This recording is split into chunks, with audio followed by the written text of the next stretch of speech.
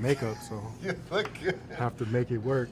But no, I want to thank you, man, for joining me today on this What's Next, and where we talk about the transition through professional sports, and we give it a personal touch as we want to relate to your story. We are here at the wonderful Great Scott restaurant. Great Scott. Located here in Grapevine, Texas. As you know, charcuterie, which they specialize in all types word. of. It's a French word. It's real French? Yeah, it is French. I like the French. Yeah, French food is awesome. No matter all the best of it, I still like it. French food is awesome. So we have some food coming out, and we're going to have an engaging conversation, and it's add to the overall conversation of what transitioning from sports looks like. All right, Cory, you mind starting off with just telling us a little bit about yourself and your journey and how you've come to where you are here today? Man, yeah, we can go down that rabbit hole, that's for sure. There's a lot involved in that story, man. I was born in Washington State. My mom and dad, and I got two brothers. I'm middle of three boys. Just a bowl of testosterone between us. It was funny because I was always the big guy. Was the crybaby at the same time. So, but we grew up in Washington State, and kind of around 8 or 9 years old was when our folks split, and we moved on around carousel of schools and moving between parents, which just kind of causes its own stress and some different challenges. But it also provided a really big opportunity because through all that moving and through all that friend finding, I guess you could say, I landed in 7th grade in Gig Harbor, Washington, and that's where some random kid invited me to play football. Wow. And yeah. I share that story a whole lot with groups, but I was kind of a confused kid going through that, trying to navigate that divorce, and with my brothers, didn't know what was going on, and we're kind of shuffling back and forth between parents and schools and towns, and I was the fat kid that dove into a bunch of Doritos and a lot of snacks, man. Yeah, you know? Yeah. So I was that. So, moving between schools, we landed in 7th grade in Gig Harbor, Washington, and we had played sports in and out, but brand new school, not sure where I'm at, trying to deal with all this stuff, and I'm walking down the hallway, and this kid I'd recognized had in some classes, he'd been in some fights, teachers hated this guy because he was always a menace in the class. He stops me in the middle of the hallway and invites me to play football. Yeah. When I thought he was going to beat me up or wallop on me or something, but changes the scope of my life right there and injects some real power into a situation that needed it. And what it did was put me on a path and in a place of family where I needed to grow and learn and develop and get with some people that I needed. How cherished the team is and the locker room is to us because that was a family away from your family. Yeah. And those guys knew you under the skin. Right. And so that's where I started, and I get 7th grade, start football, and kind of started on this route and ended up, was amazing because we moved again. Gig Harbor, we didn't move again, but we were there. I go to high school, Gig Harbor High School, do really well. I was like a puppy on my coach's leg, so anything nice that you had to say to me, I was like lapping it up like crazy. I'm like, feed me more of that stuff. I want it. Yeah. And but it was amazing. So I was coachable like crazy, and coaches loved me for that because I was that's what I fed off of, was what you had to say about me. Yeah. And ended up getting a scholarship to the University of Montana with Joe Glenn, who was later replaced by Bobby Houck as our head coach, but it was such a good balance of a great place to be. It was a 1AA school with the Grizz, and then new coaches coming in and having to adjust to that whole shift was tough for me, but a wall that I had to walk through, I think, to grow to be able to make it in the league. Yeah. Because I ended up going undrafted to Detroit with the Lions, put on the practice squad. They liked me. Later on in 2005 is when the Dallas Cowboys picked me up, and I'm in Dallas for 2006, 7, 8, and 9 with Bill Parcells and Wade Phillips, and then 2010 with the Miami Dolphins. And that's where all came down in a blaze of glory. Right, Yep. Thursday night football against the Bears, and short screen, take one wrong step, and rupture my patella tendon. Takes half my kneecap with it, and it basically splits my knee open, and I can't walk anymore. Pretty wild. Yeah. But it was cool because I look back on that now, and it was a hard time for me walking through that because, I'm used to my family on the field. I wanted that. I didn't want to be taken away from that. I'm a competitor. That's all I knew. But I had my fiance, now my wife, Megan, at the time. And I look back, and it's funny because now looking back on that, it was really, I think, a preparation from the big man upstairs. Like, hey, I'm trying to get you to be a husband right now, and I don't need you to focus on you. Yes. Yes. No, that's powerful stuff. A couple of things that you mentioned that really resonated. One is how something beautiful can come out of randomness, right? You randomly was introduced to football, and you went on this amazing career, this wonderful journey, and the concept of family with the team, right? I know wholeheartedly what that is about. And those play a very important role for us in that transition when it's time to sort of exit out of that player identity and find something new. I'm curious, what is your, on the current state of the transition, what's life look like for guys and gals after their sports career? What is your impression or thoughts on the current state of that transition?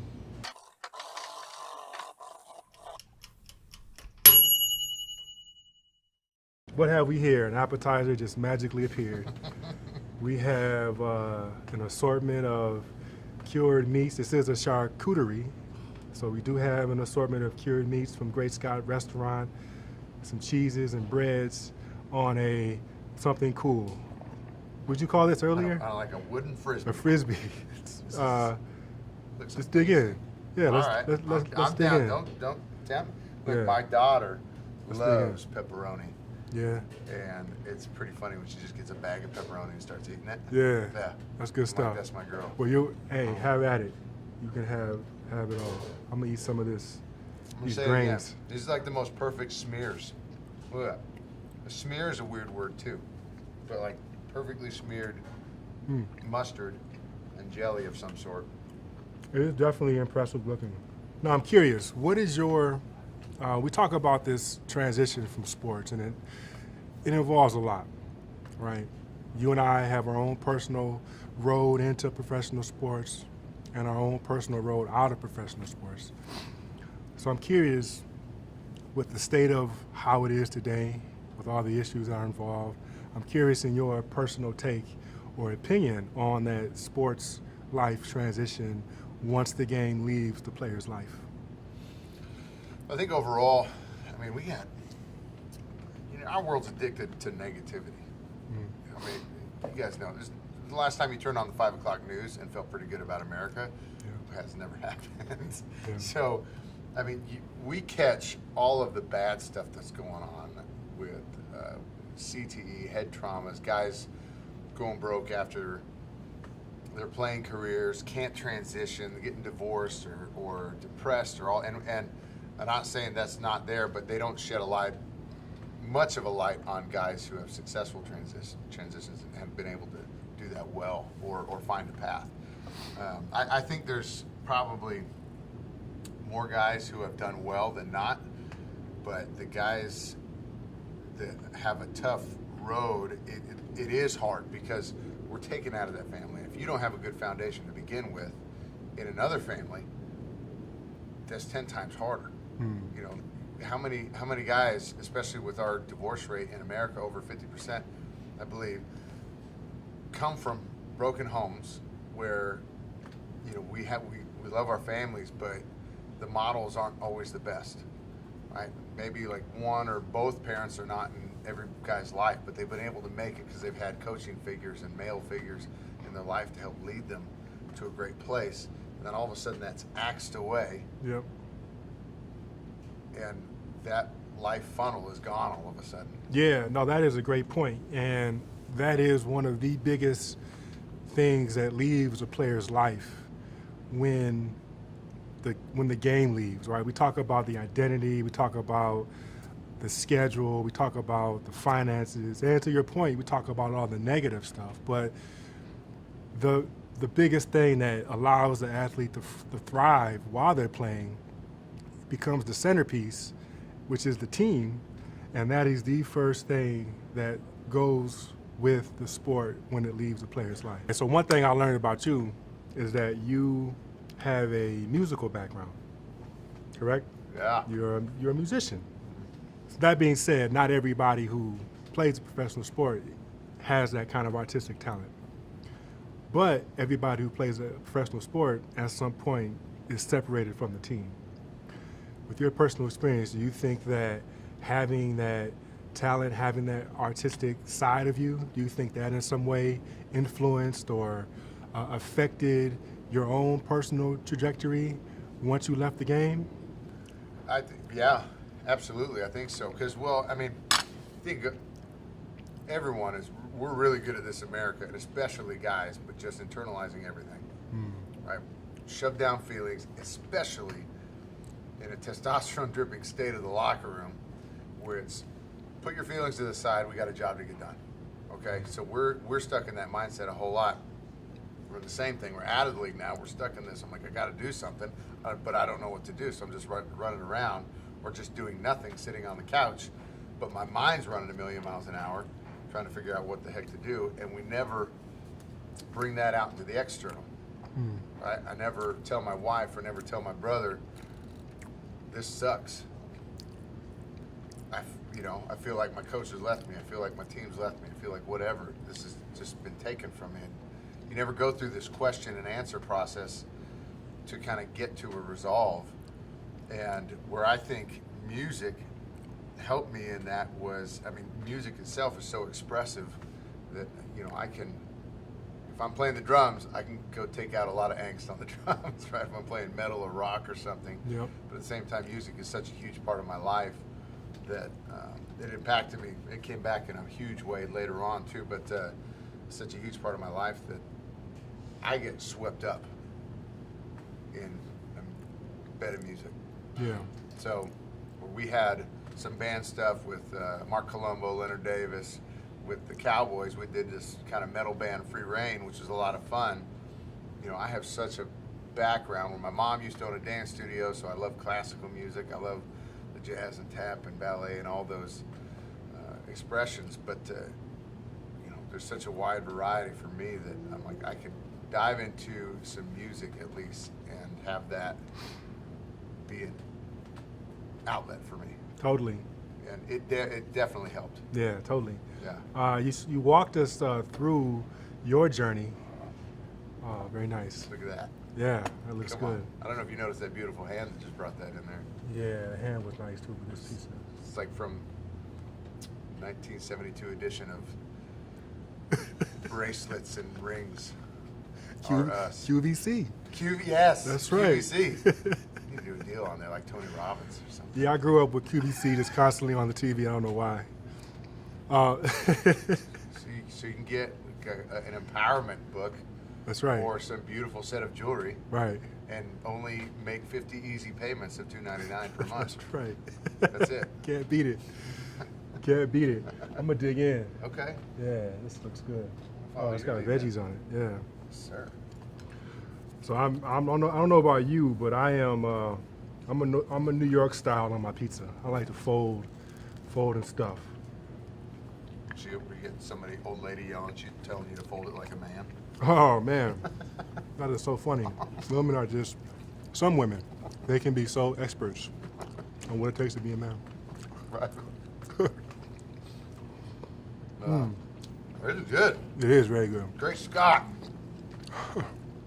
Still Scott, this is amazing. So you sort of were able to walk me through your personal journey leading up to and leading through and out of professional sports. Who would you say is your greatest, who or what was your greatest inspiration? We have, I mean, guys who and gals who get into those really intense sports situations. It's almost like brainwashing to get through some situations, right? We have to really cling to something that's greater than the situation at hand, right? We're talking about those tough two-a-days, we're talking about conditioning, we're talking about all sorts of interesting things that coaches use to really push us to the limits. So I'm curious about you, what was your rock of Gibraltar through all of that? What could you cling to? Who inspires you the most to keep going, not give up, keep persevering? That's that's a hard one because that changes. If it's this here on earth, depending on what you might believe in faith-based, right? Right now, God is my rock totally, but I wasn't like that playing where I fed off what the coach said so much and almost to a fault, and I think that was kind of the really dip in my last 2 years in the league was I put so much investment into what you thought of me that I let it dictate my whole mindset. It was a bad place. Now, it was good at the beginning to kind of help draw me through that because 2 days, man, I wanted that affirmation from coach so much that I was on time, I busted my butt, and I knew what I was doing all the time because that was so important because I was afraid you were going to ask me a question at any time, you're going to ask me to jump in for a rep at any time. I'm like, I had to be the guy. Yep. I wanted that good note from you. And so that's what kept me going, honestly, a whole lot. And then besides that, you don't realize the effect of the relationships around you until afterwards. But my brothers were huge in that. And, when my older brother, he was big, he jumped into a job early in life and had to take care of his family. And my younger brother and I, we played all the sports. So they'd come down for games and pretty much the only guys I would reach into the pocketbook for. Yep. And they never asked for it, but it was funny because I'd call up my brother and I'm like, hey, what are you doing for the game? What are you doing this weekend? Come down. And I get yelled at by his wife, like, you're not paying for another ticket. Yep. I don't care. That's all I spend my money on at the time. And I wanted that because my brothers were such huge fans of me and what was going on, and they wanted to hear all about the relationships between you and I, or coach and I, and what was going on, and the undercarriage of the whole situation of the surface. And like I looked forward to that like crazy. Yeah. So those were, I would think about those big time, during training camp, and Parcells would say something at a press conference, and it would get back to my dad or my brothers, and they would come back at me and relay the information. We're not paying attention to that stuff, so they come back, relay the information, and make me feel pretty good to make sure I knew what a good report publicly came out. Yeah, and that keeps us going, Yeah. especially in those tough times. Talking about training camp when 2 or 3 practices a day, and this is back when those were all padded practices, right? So there were some tough days. I started my career here in Dallas, so I know all about those long, hot summers. Hey, with how many the times? helmet. How many times did you have Parcells here? I did. When he would threaten, Oh yeah. he was like, I don't have to take these pads off. Oh yeah. He's like, we don't have to do 1 practice a day. We can do 2 a day. We can do 3. And he would threaten you like that. Absolutely. The whole team would freak out. Yeah. So that, it was a motivator, Yeah. right? Parcells knew how to get the best out of his team, right? Which is, in my opinion, one of the fundamental marks of a great coach, like knowing how to get the best that you have from the team that you're with, right? he was great. And this is one thing I've actually, since getting out of playing, and really because it's sparked by my faith, but I've read more books and podcasts and messages, and just like been a never-ending cup to fill. But so I love leadership stuff, so like diving in and looking at case studies on different coaches or companies and seeing what they've done, CEOs and founders, and kind of like how they've grown and massaged their teams to victory. And the one thing that sticks out big time to me about Parcells, this is what I saw. I came from Detroit to Dallas. I went from Detroit, might have had 2 wins at the time in the season when I was on practice squad. Steve Mariucci was our coach. I loved him. He was more of a veterans guy, kind of like a Wade Phillips. You handle your business, take care of your stuff. And were you a little more of a toxic locker room that was in Detroit when I was there? So when I got to Dallas, every guy's in the weight room. Every guy's busting hump. Every guy was trying to get their spot. Yep. And it was a way different spirit in the locker room. Way different kind of guy overall. And what I see in Parcells' leadership was you grab like-minded people. I'm not going to work with you unless we have a similar belief system. Because if you're different, we're going to spark right away. We're going to have problems. And ultimately, that's going to be toxic. And we're going to end, our friendship's not going to be good, and that's not good, right? So if I know you and I have a base core belief system or value system that's agreeable, that we agree on a lot of those things, we can bring each other in and hold each other accountable to a different level. And that's what I loved about Parcells, because I came here and you could see the level of the spirit in the locker room was totally different with these guys, because these are activators. You know, these are go-getters. Like, Yep. we got to get the work in. We got to make sure we're at practice. And he held everybody accountable, but I loved it because he made sure the right guys. Now, he churned the bottom of the roster a lot, but he made sure the right guys were in the locker room. Yeah, absolutely. Yeah. Absolutely. And I think that was one of his greatest abilities, right? Was to motivate at the same time of keeping guys on their toes, so to speak, keeping everybody alert.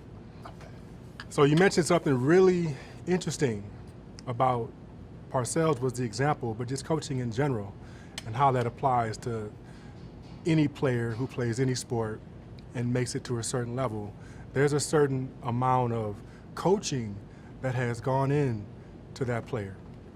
And as you know, coaches are very good at duplicating the principles on the court or on the field into life, right? They're very good at mimicking the lessons of playing with the lessons of being successful away from sport. So this whole project is about figuring out how to optimize that, right? Is to figure out or add to the conversation of the transition itself, but greater to figure out how to optimize that so that there is no drop off. As a player, both of our former players, we have a great deal of that leadership coaching that you mentioned, the life lessons, the physical experience lessons to draw from. And the same is true for our peers. So based on all of that, what advice would you give to the players who are in the locker room now? You have made your journey up to high school, college, up to and through professional sports and out. So that body of knowledge that you have, all of those great teachers pouring into you, based on all of that, what would you tell today's youth athletes, student athletes, or even young pros who are in the locker rooms today about what life beyond sports is about? Any sort of advice I'd start giving guys, I would say start working another branch of what you love, of what you want to do. Like, hey, we love football for so many reasons. What do you love outside of football? Like, what's something you want to do? Okay, maybe it has to do with your major out of college, what you're working towards there. It might be in sports, it might be in Asia, it might be anything. So many examples. Like, what's something else that lights you up? Okay, and let's start a branch in that direction. And you can do it in the off season, do it on your off days, and you're totally in your free time, because we have a lot of it in the off season, right? We're just going to work out, or we have some OTAs, we have half the day off, whatever. But start investing time into that. Yeah. Because for me, my story, I was football, off season, I focused on the team, that was it. That was my all. And I didn't really think about going back to school, or I didn't think about a job, what I wanted to do past. And no idea. Flozell Adams is a great example. He had a whole construction business on the side. Yeah.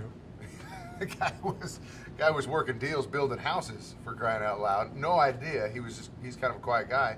No idea he was doing this while he's got this amazing career, but he's got something he can transition right into, where that's the issue. So many guys, okay, we stop, get cut off from this big paycheck, and now we're trying to figure out what we're doing in life, even if we have a family, a wife or kids or whatever, and trying to figure out where the heck we're going and trying to navigate that. When we've already been working off that before the stop point in football, we've had a jump start on that way ahead of the game when that stop point comes. Yeah. So that's where I would, is like, hey, find out what you're jazzed about. Yeah. What gets you rocking, and then start doing that. And it has to involve your story. Yeah. Right? Your personal experience, whatever that is, start football camps, like pour into somebody, because that lights you up. Yeah. And I wish I would have started that. I didn't, but kind of the phases that I've walked through, that's what I would leave guys with, is like, make sure you have something on the side and have a purpose to really run towards. Got you. I mean, that's huge. Yeah, definitely. And man, I thank you so much for your time and what you shared with us today, man. It was so awesome. So my last parting question for you is, what's next for Cory Procter? Brother, there's a lot on the horizon right now. Yeah. It's wild. I mean, I started in sales after football, trying to figure out what the heck. Guys were like, you like to shoot the breeze, do that. And so I started with a beverage company, worked my way up to a business development role, to doing well in the fitness space, where a whole bunch of other companies saw what I've done. So I started consulting on the side. And basically people pay you for your opinion, which is wild. Yep. But the biggest thing that really gets me going is speaking engagements have been picking up. Out of the blue, like dropping out, like this is a higher place, not me, sort of deal. And where it's sharing my story, it's sharing football stories, it's my own personal testimony, like trials and victories come out of that, and what we've had to do to endure through some of those tough times, and then drive lessons off it.